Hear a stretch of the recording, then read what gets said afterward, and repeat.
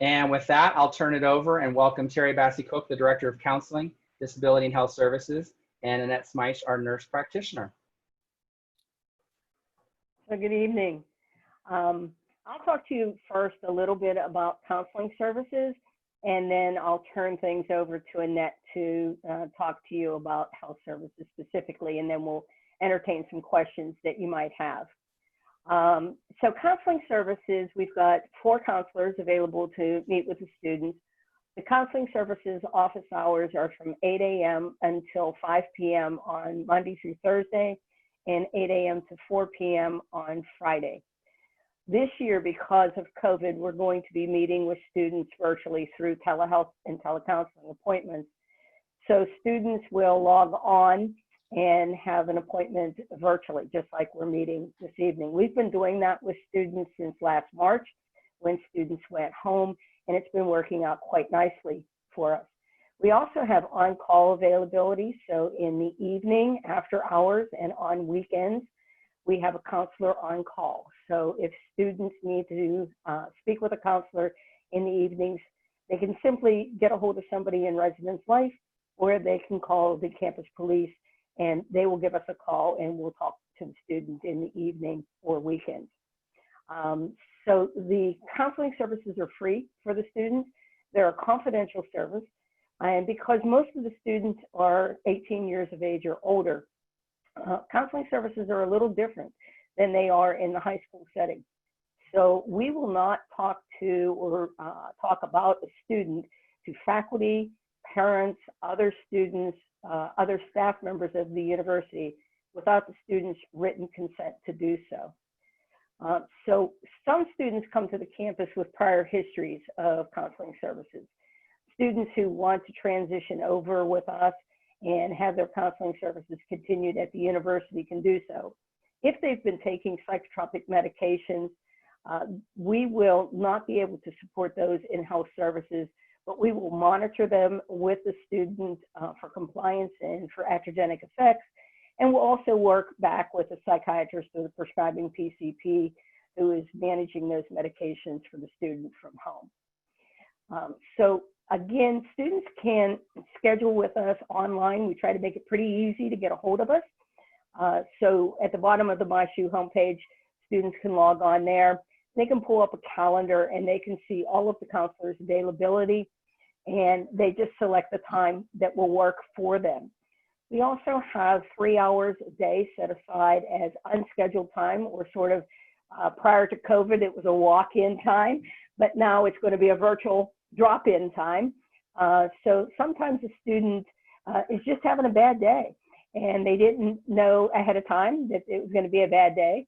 And so they didn't schedule an appointment, but they'd like to talk to somebody. So we have a time in the morning, midday, and later in the afternoon where students can just drop in and get connected with somebody if they need to talk with somebody. So we train all the RA staff on signs and symptoms, things to look for in the residence hall, and how to help the students get connected with us. We also train all of the faculty on things to look for in the classroom that may be indicative of a student who was struggling and needed to get connected with us. Excuse me. So, you know, in a nutshell, that's sort of what counseling services are about. It is anything from homesickness, stress, anxiety, depression, eating disorders, relationship difficulties, substance abuse. So we really offer a full gamut of services to the students through the counseling center. We do not have session limits, which means that you can meet with a counselor as frequently as you and the counselor deem appropriate. And we manage our counseling records a little bit different than some schools. We do not keep our counseling records in your academic record. Our records are actually kept separate. The importance for you from that is that if you would ever do a look back to the university for a clearance, for some reason, you were trying to get a criminal justice job or something and you needed a clearance, your time at the counseling center would never appear in any look back to the university unless you specifically indicated that you had been seen in the counseling center and then provided us with a consent to release information to whoever was doing that clearance check for you. So that's pretty much counseling services in a nutshell. And as I said, after Annette's done giving you a brief overview of health services, we can certainly drill down and answer any specific questions that you might have about how our services might work. Okay. Thank you, Terry. Good evening, everyone. My name is Annette Smyche, and I am the nurse practitioner in health services. So I'm so excited to see all of you. Welcome to Seton Hill. So health services is located in the administration building on the 5th floor. So health services right next to counseling and disability services. We're all on the same floor, so we work together. Like counseling services, health services hours are Monday through Thursday, 9 to 5, and then on Friday, 8 to 4. In addition to myself, as was mentioned, I'm a nurse practitioner. We also have a registered nurse, and her name is Jackie Greathouse. So as far as how do you come to health services, how do you make an appointment, just as Terry mentioned, when you go on the SHU homepage, there's a link at the very bottom that you can make a counseling appointment. You can also make there's a link there for health services. So due to COVID, what we are asking students, we are not having, we are going to be triaging all students through telehealth first. And so you need to make an appointment via that link. And then myself or Jackie will be contacting you. And one of three things will happen. We will either do a telehealth visit with you. We will schedule you possibly for an in-person appointment. And we can talk about some of those things. Or if you are having symptoms that are suggestive that maybe you could have COVID, we will direct you to another area where we will do testing. Some of the services that we offer in health services, we give allergy injections. Now, if any of you are on allergy injections, please contact me, because there is a specific protocol that needs to be followed. We need to get some documentation from your physician. One of the big requirements is that you need to be on your maintenance allergy dose. As Terry mentioned, being 18, if your mom calls or your teacher calls, we cannot give them any information without your written consent. So if you ever want me to talk to a parent or anybody else, I will have you sign a release of information. If you are 17 and going to be starting Seton Hill at age 17, then we will need to catch you on move-in day so we can have a form from your parent to sign that we are able to treat you because you are underage. In health services, so some of the things that we do is we see students for a variety of illnesses, colds, sinus infections, urinary tract infections, first aid. Because I am a nurse practitioner, I am able to prescribe medication. So if you get sick and you need an antibiotic, I am able to do that for you. We do have a pharmacy, it's Hunter Pharmacy, and they will provide free delivery service, prescription service to campus. So if you're like most freshmen, don't have a car on campus, you're thinking, how am I going to get this medication? We can have it delivered for you. Some of the things that we can also do in health services, we can test for, if you have a sore throat, we can test for strep throat, we can test for mono, we can test your blood sugar, we can test for urinary tract infections, and as well as we will be doing the COVID testing as well. Services, to come to health services, it's free. We don't bill insurance, so you can come to health services as often as you feel is necessary. The only thing that we would bill your insurance for is if we need to send a test to the lab. So for example, you have a sore throat, we do the rapid strep test and it's negative, and we still think, well, maybe you could have strep or some other different strain of bacteria. We will send a culture to Quest. We will ask for your insurance, and that's when it will be billed to your insurance. So I'm just trying to see here, medications will be delivered where? So that's a great question, Melanie. Thank you for asking that. So if I'm seeing you and you need an antibiotic, what I would do I would send the prescription as well as your medical insurance to Hunter Pharmacy. Hunter Pharmacy in turn would deliver it to Health Services, and you would need to come to Health Services to pick up the prescription. Or because it's COVID, we will probably, maybe even have delivery down on the first floor. That we'll have to work out those details. But they deliver Monday through Friday. The only caveat is in order to have same day delivery, they need the prescription by 1 p.m. at the latest. So having said that, if you are feeling ill, like you think you have a sinus infection, try to schedule a morning appointment so we can have it delivered for you that same day if needed. They do not deliver on the weekends. If you are running low of, say some Advil and you're getting a prescription delivered, they will add on some over-the-counter medication for you. If you are taking a daily medication, say if you're taking medication for your thyroid or for anxiety or depression, and it's something that you take every day, we can have your prescription transferred from your hometown pharmacy to Hunter Pharmacy so they could deliver it to campus. The only thing that we cannot transfer is if you take a medication that is a controlled substance. So something like Ritalin or Adderall, we cannot have delivered to campus. And also there are other certain medications, but if you have a question about a specific medication, please let me know. I saw a question, if a student wants to pick up their medication, can they pick it up directly? Absolutely. There are a lot of pharmacies that are near Seton Hill. There are CVS's, Walmart, Rite Aid.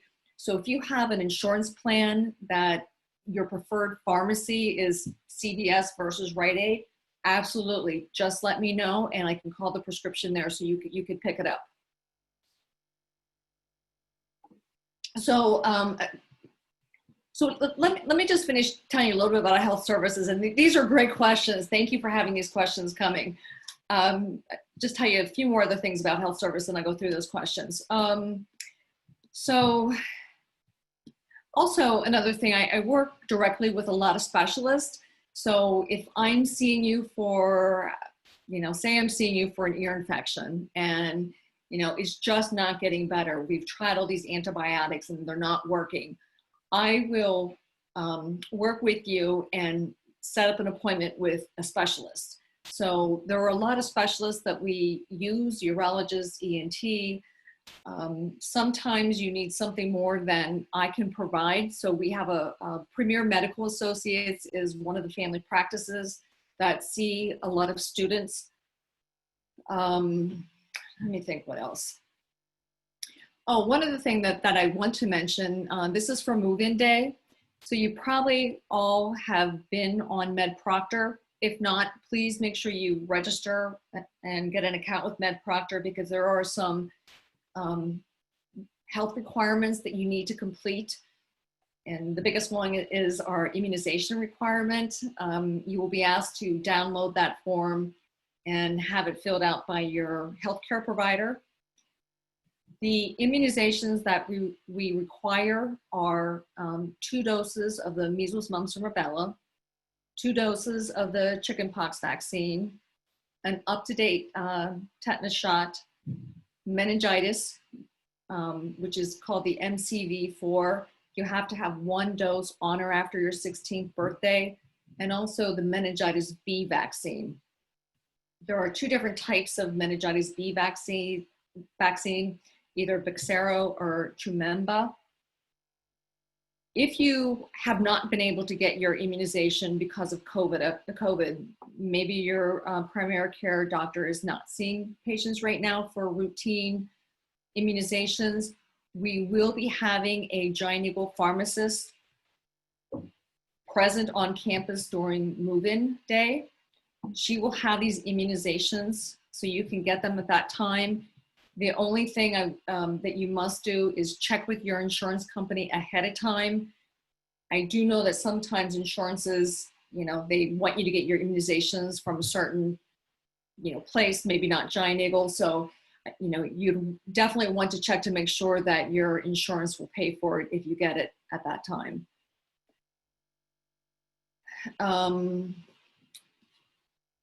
Let's see what else. Some of the other things that I do in health services, we have blood drives. I organize the blood drives. We have flu clinics. In fact, we have 3 flu clinics coming up this fall. We have one on October 6th, one on October 22nd, and another one on November 11th. You will be seeing signs on campus about the flu clinic. Please, please, please get your flu shot. It's going to be really important, especially with, it's always important, but especially with COVID also being present. We need to do it for the health of our campus community to protect yourself and everybody else. And the other thing I'd like to mention is I'm not sure with freshmen if you're going to need a TB test, or it's also known as a PPD test. We are going to be having a clinic on August 17th and 18th. So you'll be seeing more information on that as well. And so, Terry, can you think of anything else about health services that is specifically? I think that was a nice overview, and maybe we can open it up to folks for their specific questions so that we can make sure that we get all those answered. Okay, okay, I see. I'm sorry. I see you answered the question about the. So typically PPD tests, that's a great question. They are good for a year. So if it's been a year or close to a year, you will want to get it. We do have to charge for the PPD tests, and it is $12, which is a good deal. MedExpress charges anywhere between $35 and $40. We accept credit card, which is preferred, or cash. And so, as I mentioned, we are going to be having the clinic on October, these days are all getting all mixed together. August 17th, the first day of class from 4 p.m. to 8 p.m. and August 18th from 4 p.m. to 8 p.m. The only thing is you need to come back 48 hours later to have your PPD test read. We will be having another PPD clinic, but not until January 2021. So if your PPD test is good until like October, November, you're going to want to get it done again, so you're not late. So the flu clinic, we are determining the location for the flu clinic. It is on campus. And again, for the flu clinic, that is something that would be billed to your insurance. So we have the same pharmacists who are going to be here for move-in day will be at the flu clinic. You'll want to provide them with your insurance card, and they will give you your flu shot.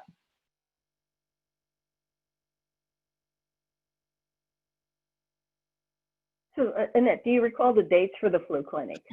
Yes, the flu clinic,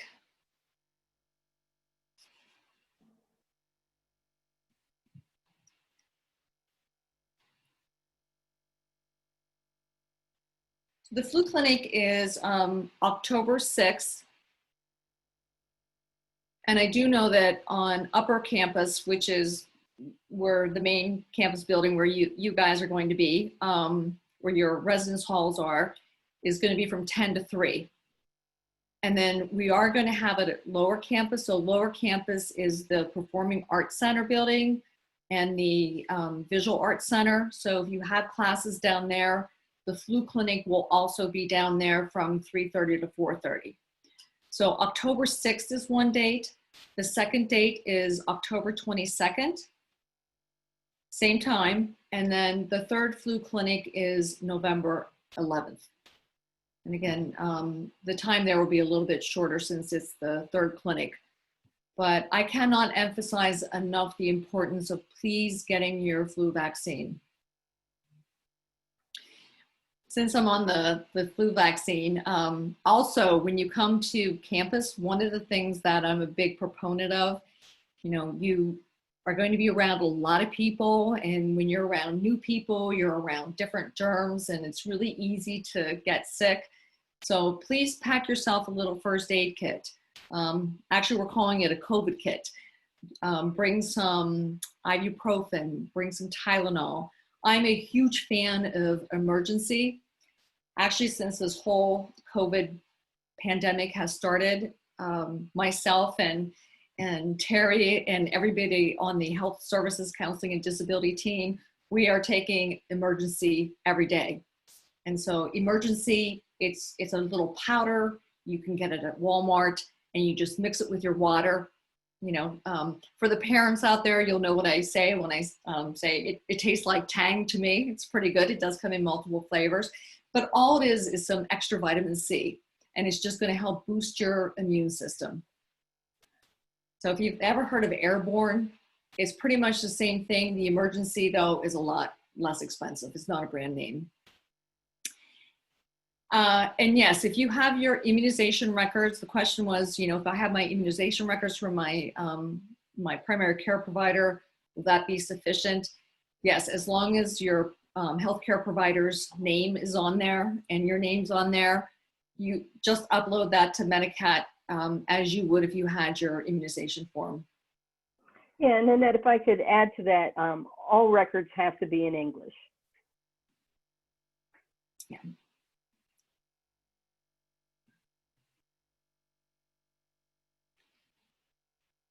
Now, these are great questions. Please keep them coming. So when you signed up to join this session this evening, what was on your mind? What were you hoping to hear? What did you want to learn about?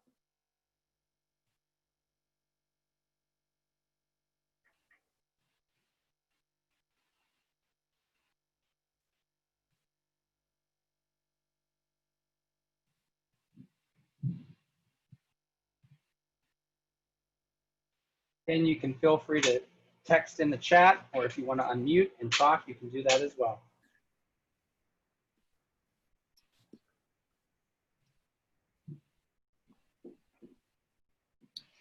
So a great question about COVID tests. So you will be getting an email soon, within the next day or two, that talks about our pre-matriculation requirements. So yes, we are doing universal testing. So everybody, all students are going to be required to have a test specifically done between July 27th and August 2nd. So this is a test that the university is paying for. If you are we have designated times where we would like you to come. If you are a commuter or live within 50 miles of the university, we have set days for you to come onto campus, and we are going to have a drive-up clinic. So all you're going to do is just come up the hill and show us your ID, and we will be doing the testing for you. If you live further than 50 miles and or you're not able to come to campus during the week of our testing times, you will be participating in the Quest Back to School program. And what that will involve is you will either go to your neighborhood pharmacy where you will be doing the test yourself under supervision, or a test kit will be sent to your home. And again, you will do it under supervision of a telehealth care provider. The most important thing is, though, after you do this test, we are asking all students must quarantine until we get the results. Because if you take the test and then you go to a party or to a picnic, then that kind of defeats the purpose of the test, because you could have been exposed at the party or the picnic. So tomorrow, tomorrow or the next day, look for that email. And if you have any questions, healthservices@setonhill.edu, you can email us any questions. But as a university, we've decided to do that because that is, we want to keep our campus community safe. We want to protect you. We want to keep all of us healthy. And so by doing testing, universal testing before arrival, that is the best way that we can protect each other. Yeah. Let me circle back a little bit to the question about what if I fail my self-test? So let me walk you through a little bit about what that would be like. So we're asking everybody at the university, students, faculty, staff, employees, we're asking everybody to do a self-check every day. In fact, we're going to be using an app to help us remember to do that and to help track our symptoms. But if you happen to start to, I don't know if I'd say fail the self-test, but you start to have some symptoms consistent with COVID-19. What's going to happen then is health services is going to reach out to you, and they're going to ask you to arrange a time with them to come down to the testing center and to be tested for COVID-19. This is going to be a test that we can do on site, and we should be able to give you results within 15 minutes or so. If you are not positive, then we're just going to ask you to monitor your symptoms to make sure that they don't worsen, because maybe you just have an allergy reaction, or maybe you're just having a seasonal kind of symptoms that may be very similar to COVID. If you would fail the COVID test, if you would come up positive on the COVID test, we would then ask you to isolate. And we have rooms on campus where we'll be isolating students. So whether you're being asked to quarantine for a period of time as part of our contact tracing, or whether we're asking you to isolate because you're COVID positive, or we're waiting for results to come back, all the faculty have prepared to be able to support your academics virtually. So instead of going to class, you'll continue to go to class, but you'll go to class virtually. So it's called a high flex model, and the faculty are going to be teaching in person as well as providing remote access to the classes, so students don't fall behind if we're needing to ask them to quarantine for a brief period of time, or if they become ill and they need to stay isolated until they become well.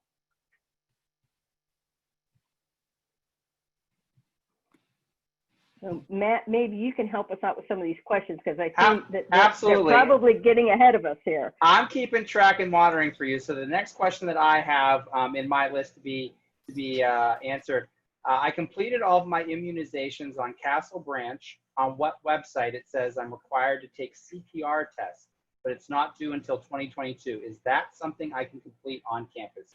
CPR test. So right now, we do not have somebody in health services who is trained in CPR instruction. So we're all CPR trained, but to teach CPR. So maybe by 2022 we will, but at this time we do not. I do know that the RAs and some of the groups on campus, they use the local medic service, so that may be an option if there are a group of you who need CPR training. Yeah, and for any students who have uploaded to Castle Branch, let me just also remind you that you have to upload to both Med Proctor and Castle Branch. So that would be two different places. And if you're an athlete and they're asking you to upload athletic records, even though fall sports have been postponed till spring, you'd be uploading those to a system called ATS, but you would still have to upload similar records to MedProctor to meet the university's requirements for health services. All right, thank you for clarifying that. Next question I have, can students see the same counselor on a consistent basis if needed? Oh, great question. Absolutely. We like students to stay with the same counselor so the counselor can get to know the student and the student can start to feel comfortable with the counselor, and so that they don't have to tell their story over and over again just to get somebody up to speed. However, sometimes the counselor and the student just find that they're not a good mix for one another. For whatever reason, it just doesn't seem to be working out. And so in those cases, students are able to request to switch to a different counselor if it's not working for them. Can you talk about getting the likelihood of getting same-day appointments for something that's urgent, but not necessarily something that needs to go to the ER? So what I would do in that situation is call health services. As I mentioned, we are going to be doing telehealth appointments. So this could be something that we possibly could talk via telehealth or in person, depending on the situation. So what I would suggest is if there are no appointments, then to call health services directly, because sometimes we can switch students around or move the schedule around. So absolutely, please call us. Someone mentions, I uploaded my immunization records on Metascape. Should I get a confirmation or an email that states that it was accepted or reviewed? I know MedProctor has been, if you're missing something, they will send you an email. So if you have not received an email, that's a pretty good sign that it is probably okay. Terry and I are also looking at MedProctor, and if we are seeing that something's delinquent, we are also reaching out to you. So no news is good news. Can you explain the self-quarantine process after testing? So in between the testing and coming to campus, what might be some expectations for that self-quarantine? That's another great question. So the reason why people quarantine is you quarantine because you want to prevent other people from getting sick. Even when you don't, like, we're having you quarantine because we're doing the test, you know, there are people who are asymptomatic. So we are asking you to quarantine so you don't get somebody sick in the event that you have COVID and you just don't have any symptoms. So when you self-quarantine, what we ask is that you limit your mobility. So you stay indoors, you try to keep yourself, separate from, you're not isolated where you are limited to a single room, a single bathroom, but you are asked to limit your activity, stay inside, try not to be around other people, but stay home. And, you know, maintain physical distance, maintain 6 feet from people. You know, the results are taking about 7 to 10 days. So as soon as we get that result, we will be emailing you your results. In addition, which you will see in the email that you're going to be getting likely tomorrow, there's going to be instructions. We are asking everybody to create a free account with Quest. It's My Quest, and we're giving you the address. This way, you can check every day yourself for the results. As soon as your results are posted, you will know. You'll be able to see them. And plus, we will also be following you up with an email if your test result is negative. However, if your test result is positive, then we'll be contacting you because we will be asking you to isolate, not quarantine. Isolate is more restrictive. You're staying in one room now. You're designated a bathroom. You know, you don't have that mobility. And also, we will be contacting you, stay in communication with you if you are positive, and excuse me, and also we will be talking to you about contact tracing. So we are doing contact tracing at Seton Hill. So that means we are going to talk with you to see, okay, when were you tested? Let's go back to see who you have been in contact with, because you potentially could have infected somebody else. And the contact tracing team will be getting in touch with all your contacts. Great question. Terry, we have some counseling questions. So are students who have never been to a counselor welcome? And are the counseling sessions confidential if you are only 17 when you arrive on campus? Yeah, so great. So yes, any student is welcome to come to Counseling Center. It's not just for students with pre-existing concerns. So we're available to work with students, meet with students their entire time at the university. As far as students who are underage, if a student is 17 years of age when they come to the university, we will not be communicating back out to parents. In the state of Pennsylvania, once you're actually 16 years of age or older for counseling purposes, those conversations and those records are confidential. Someone here mentions that they're not going to be within the area to be able to get the testing next week.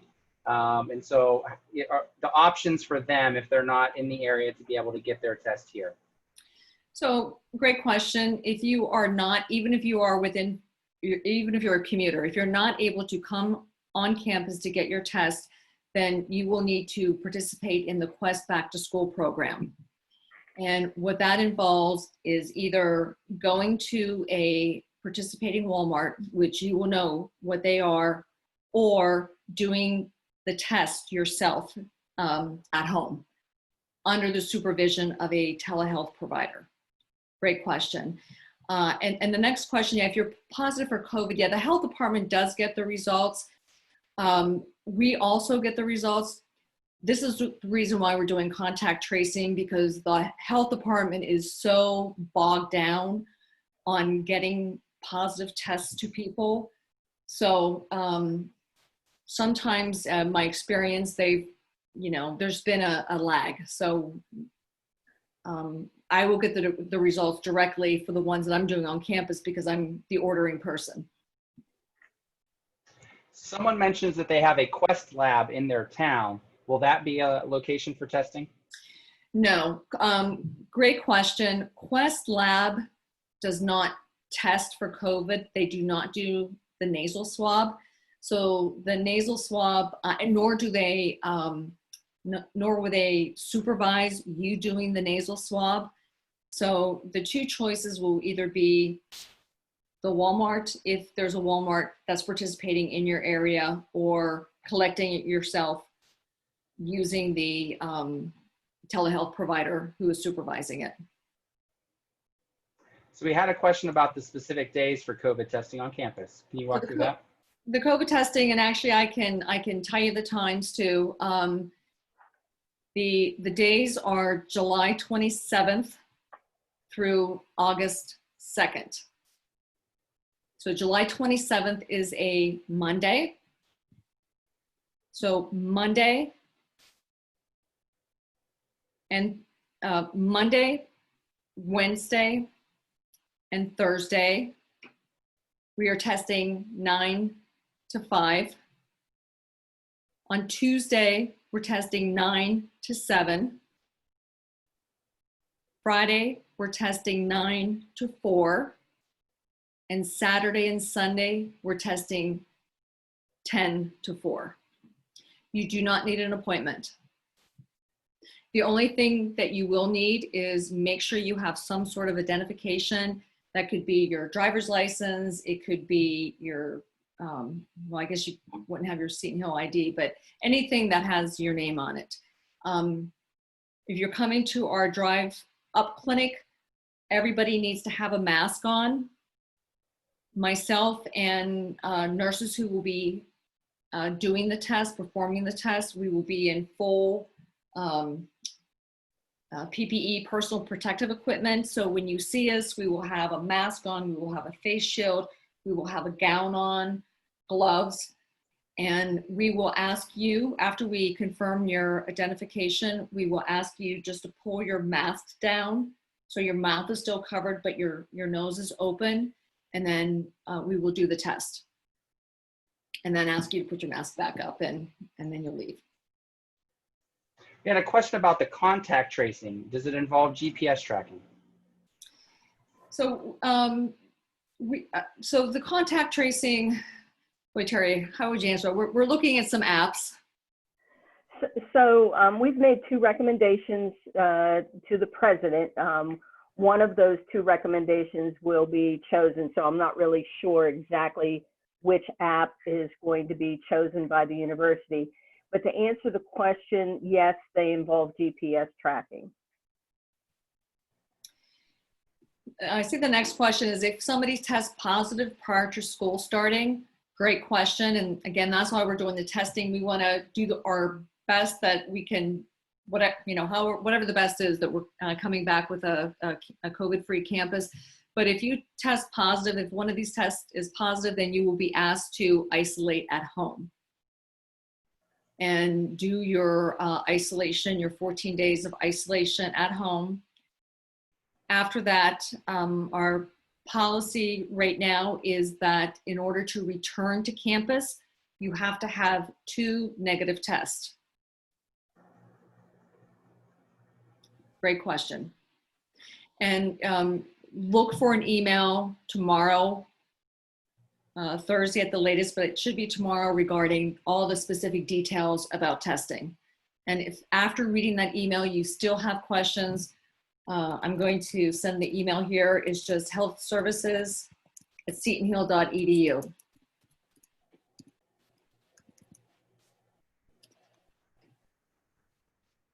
Thank you. Other questions that we might have?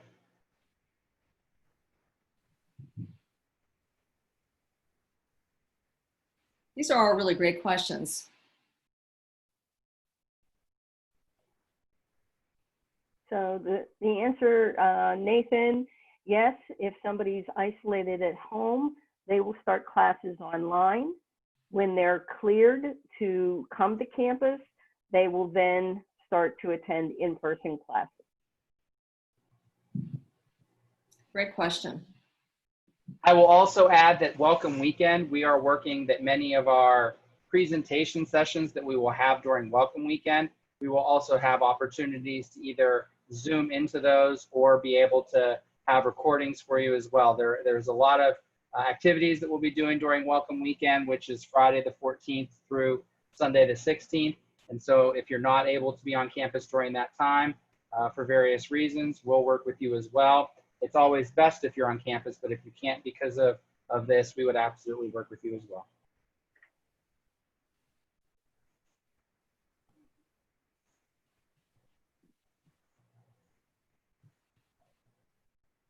Any other questions? We've exhausted our list as of the moment. If you have something else, questions, comments?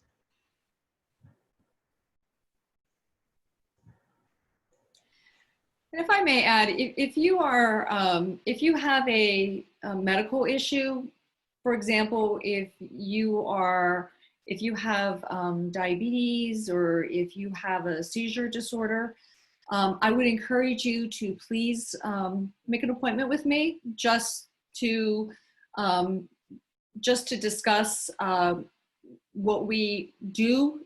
With your permission, is we can notify people who need to know about your condition and like an emergency plan. So for example, if somebody has a seizure disorder, with students' permission, we will alert campus police just so they're aware. If they see you, they know that you have what to do. And also like even in your classroom. So, and we don't say to your professors, hey, you have a seizure disorder. It's more like if you see this, then do this, and kind of like an emergency plan just to keep you safe. It's not to, tell your business to your professors. It's just, we want to keep you healthy. We want to keep you safe. So just know that, I would encourage you to do that. Even if you don't want your professors to know, even if you come and just talk to me about it, just so I'm aware of it. We have a question about if you're on campus when you are diagnosed then with COVID, if you're within 50 miles, would you be able to recover at home? Yep. So actually, if individuals test positive, even if they live further than 50 miles, students are going to be asked to go home to recover if that is at all possible. If that's not possible for a student to go home to recover, then they will be in isolation on campus during the duration of their illness. If students have jobs and are not able to quarantine after they do the testing in the upcoming weeks, what should they do?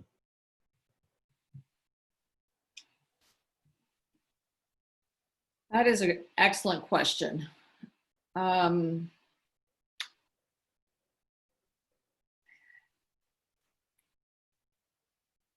Yeah, so I think our only answer to that is that if you don't quarantine after having done the test, you really are nullifying any of the results of your test. So the university is asking that all individuals find a way to do that and comply with our pre-matriculation requirements for students.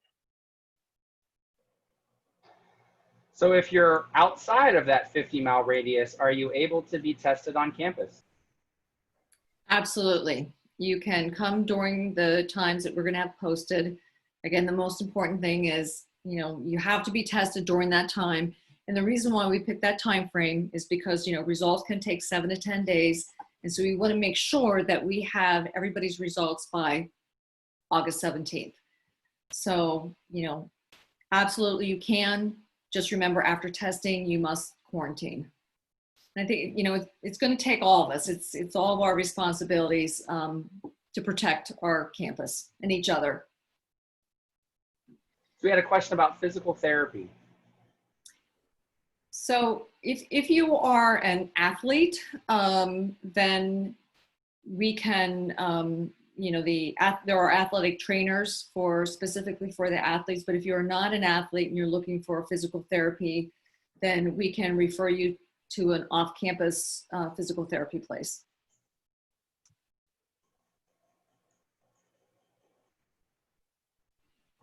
We've exhausted our list at this time. We still have a few more minutes left within our time frame. If there are any additional questions that we can provide some information for you.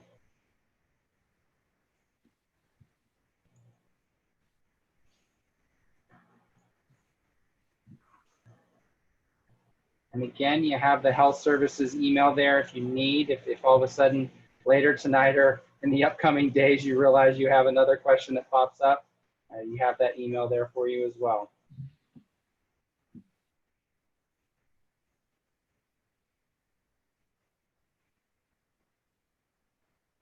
Well, let me see here.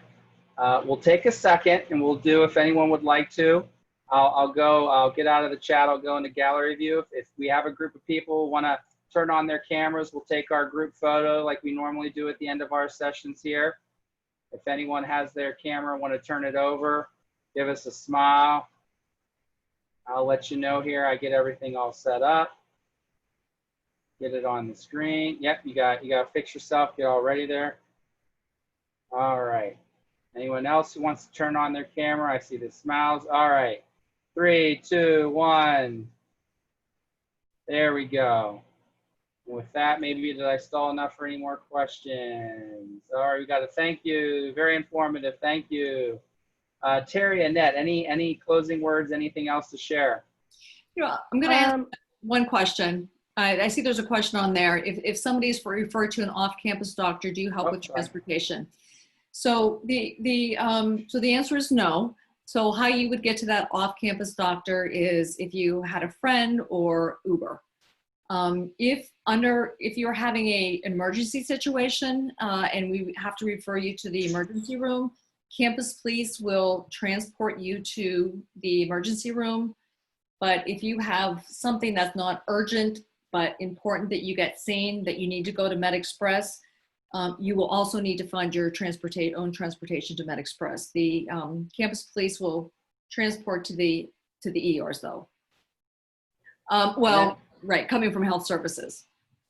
Another question, are you able to diagnose students for non-emergency illnesses, depression, anxiety, migraines, etc.?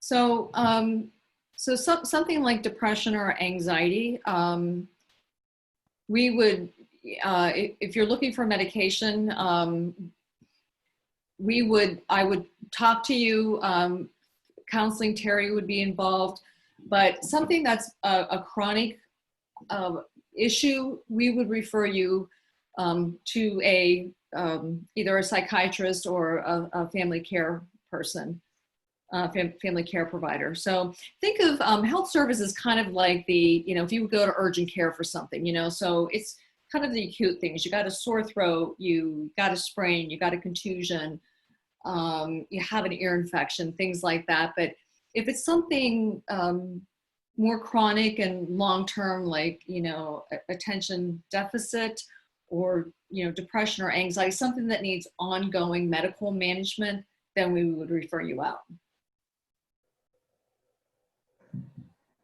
Okay, and just for clarification on that, for Annette, is that we will certainly treat those conditions of depression and anxiety, etc. The migraine thing would really fall more into health services, and we would defer that to Annette if a student was talking about migraines.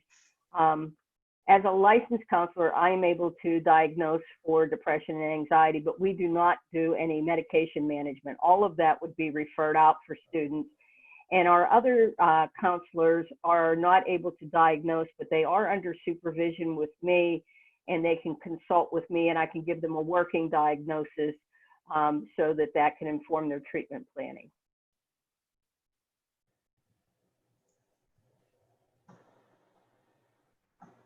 Anything else at the moment?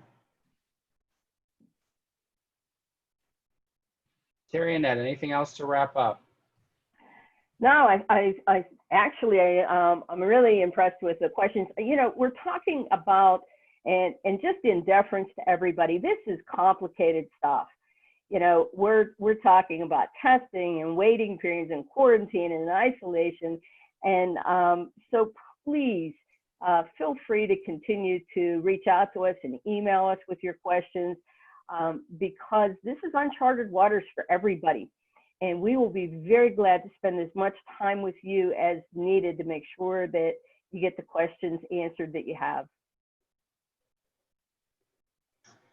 And with that, I just want to remind everyone again, thank you for tonight's session, students. I should have your attendance in Shine in a little bit of time here to keep everyone updated. Reminder for our upcoming sessions, after tonight, we now have 6 sessions left in July. So tomorrow at 6 p.m., we have our second trivia night, Who's Who at SHU, all about people, offices, and important information to know before you arrive to campus. Our top 3 point getters will receive a gift card to the bookstore, so we hope students can join us tomorrow. Then Thursday at 6, it's a special encore presentation of Welcome Before the Weekend. It won't be a recording of the session from the 11th, but it will be the same dozen presenters who will be able to share a lot of useful information and answer your questions on Thursday night if you are not able to attend that session on the 11th. And then we have 4 more sessions next week before we get ready for move-in and welcome weekend in August. And if you live with multiple people and do not want to risk everyone also getting the virus, are there other places to isolate that aren't at home?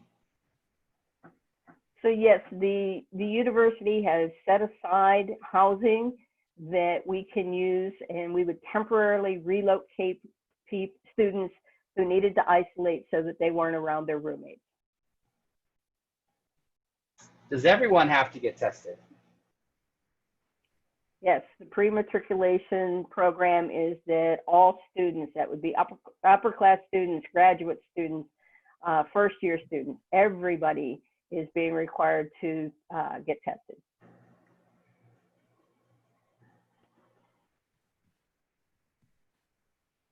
That again, you can stick around for a minute if anyone else has last minute questions. But otherwise, thank you everyone again. Great questions. Appreciate your time tonight. Terry and Annette, thank you for all the information you've been able to give us. Very useful. And if anyone needs anything, I'll be here for a few more minutes. Thank you, everyone. Thank you.